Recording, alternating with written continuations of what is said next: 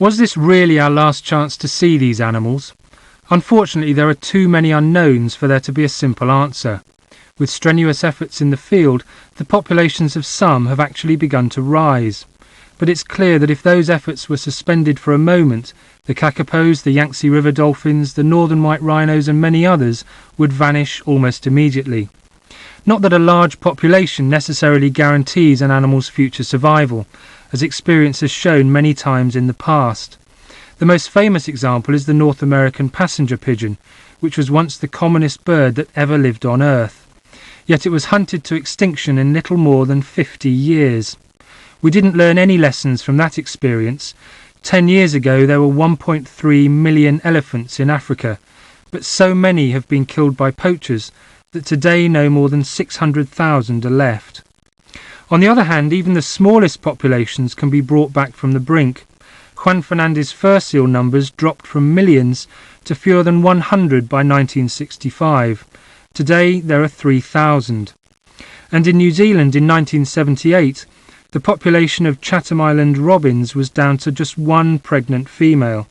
But the dedication of Don Merton and his team saved the species from extinction, and there are now more than 50. The kakapo may also be on a slow road to recovery. Soon after we returned to England, we received the following letter from New Zealand. P.O. Box 3, Stewart Island. Dear Douglas and Mark, I hope this reaches you quickly. I have some good news from kakapo country on southern Stewart Island. At 08:45 hours on 25th of August 1989, one of our dog handlers, Alan Munn, and his English setter, Ari, located a new female kakapo near Lee's Knob at an altitude of 380 metres. Jane weighed 1.25 kilograms and she scraped a lot when Alan picked her up. She had just finished molting but looked in good condition, so in a few days she'll be flown to her new home, Codfish Island. Once again, thanks very much for your visit. It certainly helped give those big green budgies some of the attention they deserve. Yours sincerely, Andy Roberts, Kakapo Project Manager. We later received some further good news about the kakapos. 2 more females have been found on Stewart Island and transferred to Codfish, bringing the total kakapo population up to 43. Meanwhile, on Little Barrier Island, several of the males there have been booming for the first time, including, to everyone's delight, a 9-year-old called Snark. Born on Stewart Island in 1981, Snark was the only kakapo chick to have been seen by anyone this century. But the best news of all was still to come. Just before going to press, a very excited Don Merton telephoned to say that a newly made kakapo nest has just been found on Little Barrier Island. Inside the nest, which was built by a 9-year-old female called Heather, was a single kakapo egg. Transferring kakapos to Little Barrier and Codfish Islands has been a calculated risk, but it's the only hope of saving the kakapo from extinction. Heather's nest is the first encouraging sign that the project is actually working, and now everyone is waiting nervously to see if her egg will hatch and if she can raise the chick in her adopted home. We also received a letter from Kes Hillman Smith in Zaire to say that 3 baby northern white rhinos have been born in Garamba since we left, bringing the total population up to 25. The enthusiastic park staff have named them Mpiko, meaning courage, Melende, meaning perseverance, and Minzoto, meaning a star. It's important to recognise that not every conservation strategy necessarily works. We're often experimenting in the dark. During the early stages of the Garamba project, a lot of pressure was put on the Zaïwa to have all their northern white rhinos captured and taken into captivity. The government of Zaire would not agree to this. They said that the rhinos belonged to them, and they didn't want them to go to zoos in other parts of the world. Fortunately, it seems that this was the right decision. Northern white rhinos, it turned out, do not breed well in captivity. The last one was born in 1982, whereas more than 10 have been born in the same period in the wild. The news from Mauritius has been more mixed.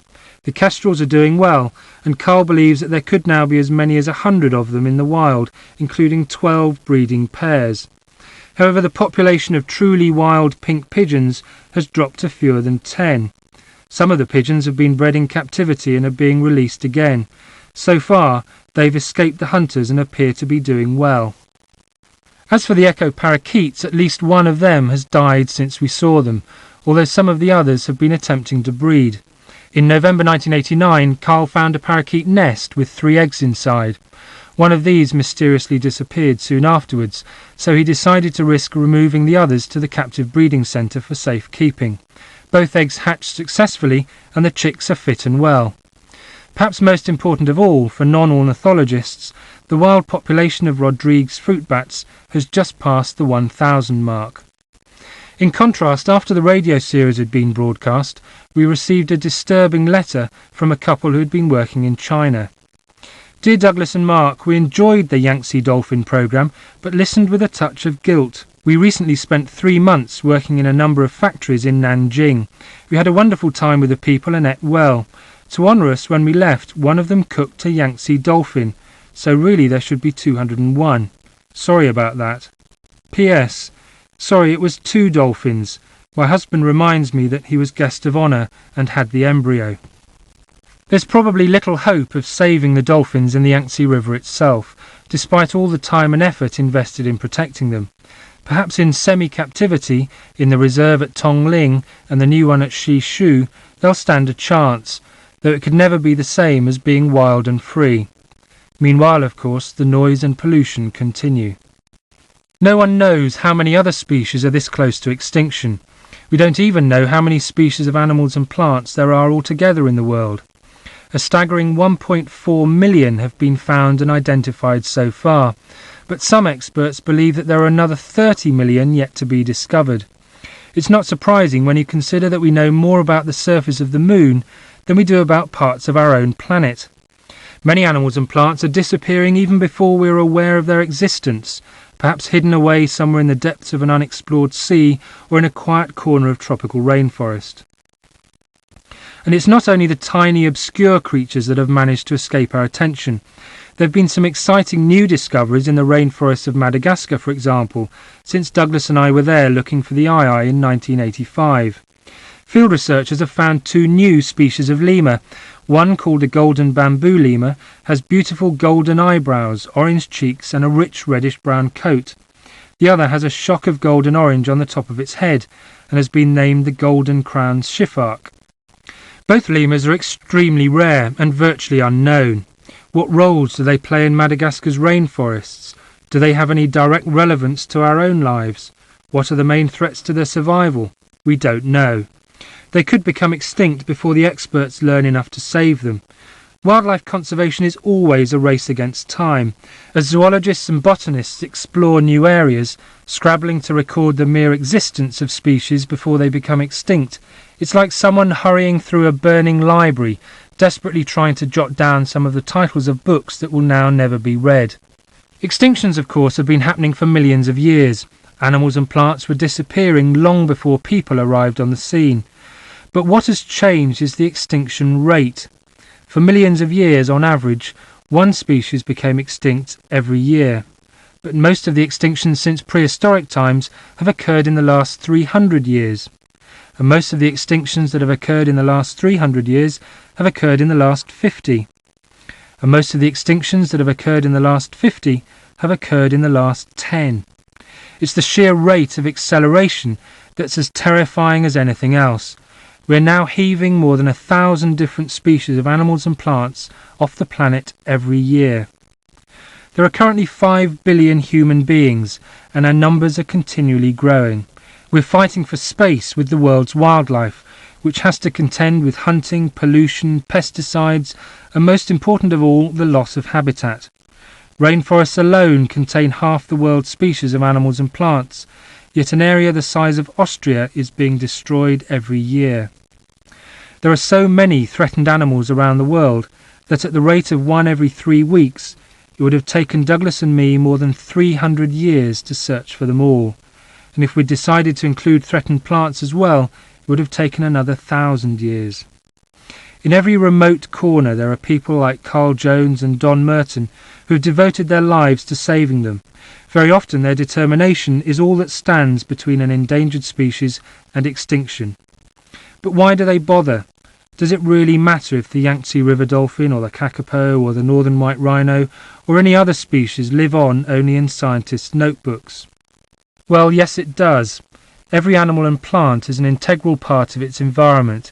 Even Komodo dragons have a major role to play in maintaining the ecological stability of their delicate island homes. If they disappear, so could many other species. And conservation is very much in tune with our own survival. Animals and plants provide us with life-saving drugs and food. They pollinate crops and provide important ingredients for many industrial processes. Ironically, it's often not the big and beautiful creatures, but the ugly and less dramatic ones which we need most. Even so, the loss of a few species may seem almost irrelevant compared to major environmental problems such as global warming or the destruction of the ozone layer. But while nature has considerable resilience, there's a limit to how far that resilience can be stretched. No one knows how close to the limit we're getting. The darker it gets, the faster we're driving. There's one last reason for caring, and I believe that no other is necessary. It's certainly the reason why so many people have devoted their lives to protecting the likes of rhinos, parakeets, kakapos and dolphins. And it's simply this: the world would be a poorer, darker, lonelier place without them.